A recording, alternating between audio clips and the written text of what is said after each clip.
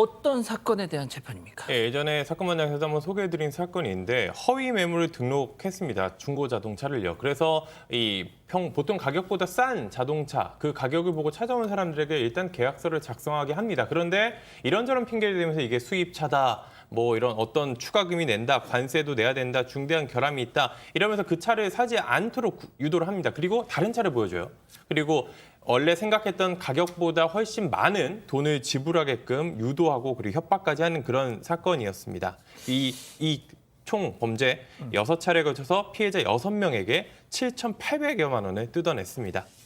자, 소장님 보니까 피해자들이 한둘이 아닌데 이 사기단 네. 아하, 이 사람들도 또 문신을 보여줬다네요. 네, 그러네요. 앵커께서 얘기하신 대로 문신 합법하면 안 될 것 같은데요. 아까는 그래도 조금 웃기기라도 했다면 이번엔 웃긴 게 아닙니다. 그러니까 차를 사러 간 사람에게 뭐 그 차는 없다, 다른 차를 사게끔 하고 그 다른 차를 안 살 경우에는 그냥 두지 않겠다라는 압박, 불안감을 주고 공포를 주고 협박을 해서 이렇게 계약을 하게 만드는데요. 그러면서 또 방법, 문신을 보여주거나 이렇게 굉장히 등치가 큰 사람들이 뒤에 서 있다거나 이런 사람들이 따라다닌다거나 감시하거나 이런 식으로 굉장히 공포감을 느낄 수 있게 그렇게 이제 분위기를 조장했다고 합니다.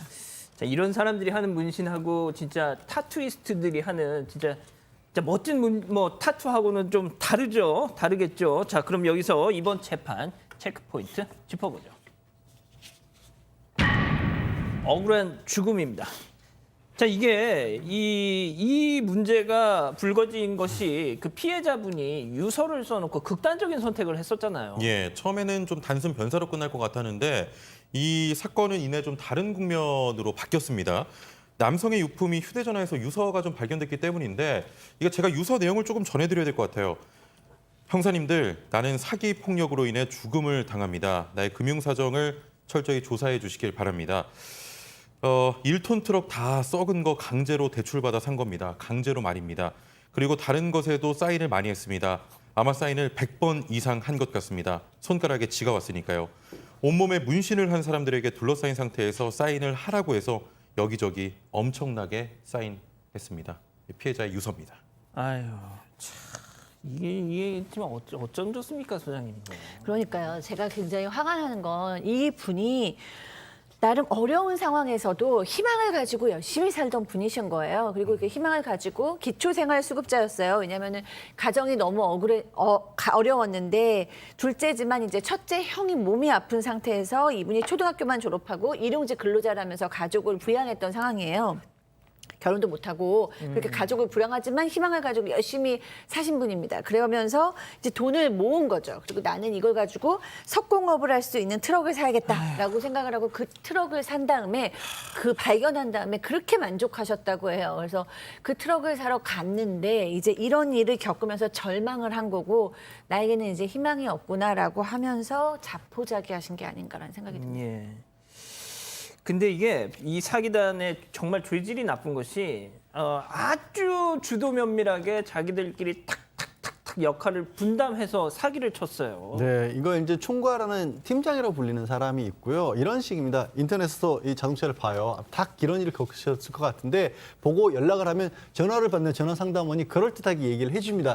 그리고 딱 가면 딜러 역할을 맡은 사람이 나와요. 그래서 계약서 작성하고 하다가 이 차는 근데 지금 문제가 있는데 라면서 다른 차로 갑자기 바꾸라고 권유를 합니다. 근데 거기서부터 이제 안 바꿀 것 같이 하잖아요. 차라리 계약을 해지하자 그러면 거기서 이제 이른바 어깨들이 나와요. 아하. 어깨들이 나오는데 그냥 겁만 줘요. 법 위반을 절대로 안 합니다.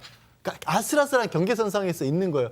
위협감은 느끼지만 실제로 손을 대거나 이러진 않아요. 근데 당하는 입장에서는 옆에 서 있는 것만 해도 무서운 당연하죠. 거예요. 그런 식으로 해서 계속 생각 다시 해보시라고 이렇게 얘기를 하는데 결국 시달리다가 사인을 하는 겁니다. 그렇게 하면 돈 없는 분들은 또 거기서 그 자리에서 이미 대출까지 연대할 준비를 다 갖추고 있어요. 서류 몇 장 사인하면 고율의 대출을 또 받게끔 만듭니다. 아이고. 그렇게 해서 정말 팔리지도 않을 차 그냥 떠안고 오는 거예요. 심지어 제가 상담했던 사람은요. 어떤 사람은 안 산다고 하고 취소한다고 하고 왔는데 다음날 눈 뜨니까 집 앞에 차가 와 있더래요. 그 차가. 그냥 갖다 놓은 거예요. 갖다 놓은 거예요. 그냥. 와. 왜냐하면 계약서 당신 서명하지 않았느냐. 그런 짓까지 하는 사람들이 있어요. 야, 제가 이 관련 기사에 달린 댓글을 봤더니 어떤 분이 이렇게 썼어요. 저는 임신 8개월째 남편이랑 인천의 한 중고차 매장을 갔다가 인터넷 매물이랑 다른 차를 보여주길래 저희 못 사겠어요. 딱 했더니 깡패 같은 것들이 우르르 몰려오더라. 그래서 내가 임신부다 하고 이렇게 소리를 치니까 그제서야 그냥 돌아가긴 했는데 너무너무 무서웠다고. 그러니까 패턴이 다 비슷해요. 다 똑같아요. 예. 비슷한 정도가 아니라 딱 공식처럼 돼 있어요. 공식처럼. 자, 그러면 이 사기단에 대한 재판부 판단은 어땠어요? 일단 두 가지 혐의입니다. 사기가 될 수 있고 자동차 매매 여부로 등록되지 않았기 때문에 자동차관리법 위반 이렇게 두 가지 혐의를 받았는데요. 재판부는 이 재판에 넘겨진 피고인 2명, 이 출동조를 관리하는 팀장과 출동조였는데 각각 징역 2년을 선고했습니다. 재판부는 범행 방법의 주도 면밀함과 횟수, 금액을 고려하면 죄질이 무겁다라고 판단했습니다.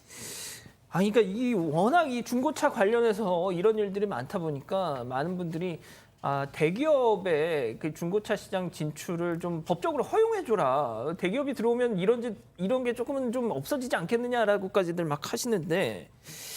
자, 지난해 말이죠. 조직적으로 이렇게 또 중고차 사기를 저지른 일당에 대해서 범죄 집단으로 본 대법원 판단도 있었는데 아니 이 사람들한테는 왜 이게 적용이 안 됐을까요? 이번에는 사기하고 자동차관리법 위반으로 했고 말씀하신 것처럼 실제 범죄 집단을 적용을 하기도 해요. 그런데 아마 규모의 문제도 있었을 것이고 제일 큰 게 이 위계 질서를 갖추고 있고 그 나름대로 조직이라고 볼 수 있을 만한 체계가 정확하게 있냐인데 거기까지 아마 밝혀지진 않았거나 그 정도 수준에 이르진 않았던 걸로 그렇게 보입니다. 예. 이거 어떻게 근절해야 되겠습니까? 이거? 사실요. 이게 이 통계를 좀 변호사님, 그 전에 그러면 그 다음 날 집에다 딱 갖다 놨다는 그분들 어떻게 되셨어요? 그분들은 제가 할 수 있는 수준이 아니었고 아마 그런 것들 전문적으로 해결해 주신 분들도 계셨어요. 어떤 해결? 그러니까 본인들이 이거 좋은 일 하시는 분들이니까 이거 아니죠? 아니야. 중고차 그분들도 중고차를 판매하는 분들인데 주변에 하도 그런 일들을 많이 겪으니까 나서서 그런 식으로 강요한 계약을 맺은 사람들 문제를 풀어주는 또 활동을 하는 분들이 계세요. 혹시라도 있으면 한번 찾아보시면 있기도 한데요. 이게 문제가 뭐냐면 이 통계를 아마 시청자분들 좀 기억해 주세요. 경기도에서 지난해 7월에 온라인 사이트를 그러니까 딱 스마트폰 같은 걸로 펴서 볼 수 있는 중고차 사이트를 조사를 해보니까 경기도에서 조사한 차량의 95%가 가짜였다는 거예요. 그러면 그냥 스마트폰 열어가지고 보이는 차들은 사실상 다 가짜라는 얘기예요. 이거 굉장히 심각한 사기. 그래서 이게 문제가 소비자보호원에서 5년 동안 상담한 게 43,000건인데 부재된 거 1,000건이 안 돼요. 왜 그러냐면 말씀드렸죠. 아까 제가 옆에 서 있긴 하는데 절대로 선을 안 넘는다고. 그리고 증거도 안 남겨요, 이 사람들이. 그 아슬아슬한 경계선상을 너무 얄밉게 잘 타는 거예요. 그래서 웬만하면 법적으로 잡기가 어려운 겁니다. 정말 이 부분도 특히 중요한 게 그 광고, 허위 광고하는 거. 이걸 엄격하게 막아야 돼요. 알겠습니다. 답답하네요. 자, 첫 번째 재판 이렇게 마무리하고요.